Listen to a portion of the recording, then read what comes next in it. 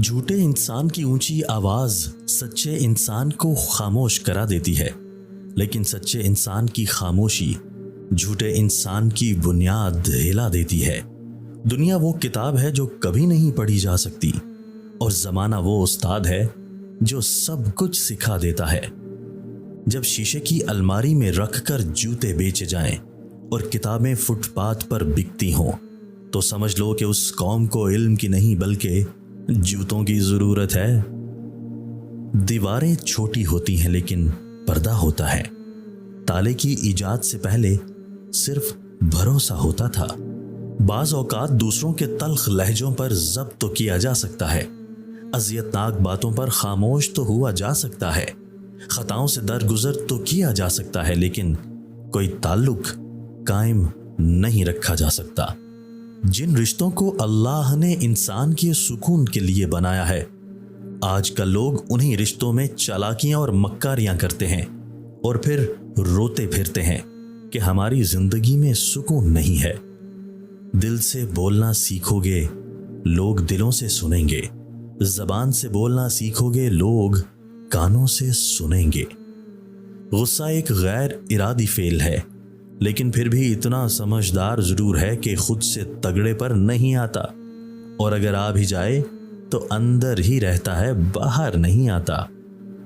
غصے میں جو چھوڑ جائے وہ واپس آ سکتا ہے، لیکن جو مسکرا کر چھوڑ جائے وہ کبھی واپس نہیں آتا۔ رشتوں کی بقا کے لیے رابطے ضروری ہیں، کیونکہ بھول جانے سے تو اپنے ہاتھوں سے لگائے درخت بھی سوکھ جاتے ہیں۔ بانٹنے کی عادت ڈالیے، چیزیں بھی، جذبے بھی اور خوشیاں بھی۔ غلطی اور بھول ہر شخص سے ہو جاتی ہے، لیکن سمجھدار وہ ہے جو جلد اللہ سے رجوع کرے۔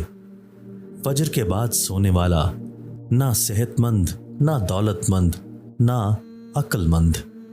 بیٹیوں کے گھر سے پانی کا گلاس بھی نہ پینے والوں سنو، بیٹیوں کو جہیز نہیں جائیداد سے حصہ دو، کیونکہ جہیز دینا ہندوانہ رسم اور جائیداد سے حصہ دینا اللہ کا حکم ہے۔ اگر کھوٹے سکے سے کچھ خریدنا ناممکن ہے تو نیتوں میں کھوٹ رکھ کر فلاح پانا بھی ناممکن ہے۔ آج کی عورت 1 کلو زیور تو اٹھا سکتی ہے، مگر چند پاؤں کا دوپٹہ نہیں اٹھا سکتی۔ ہر اس لڑکی کے لیے جو اپنے ارد گرد لڑکوں کا ہجوم ہونے پر فخر محسوس کرتی ہے، یاد رہے مکھیوں کی کثرت گندگی کی دلیل ہے۔ ضروری نہیں کہ کسی کی آہ یا بد دعا ہی تمہارا پیچھا کر رہی ہو۔ بعض اوقات کسی کا ضبط اور بے پناہ صبر بھی تمہاری خوشیوں کی راہ میں بھاری رکاوٹ بن جاتا ہے۔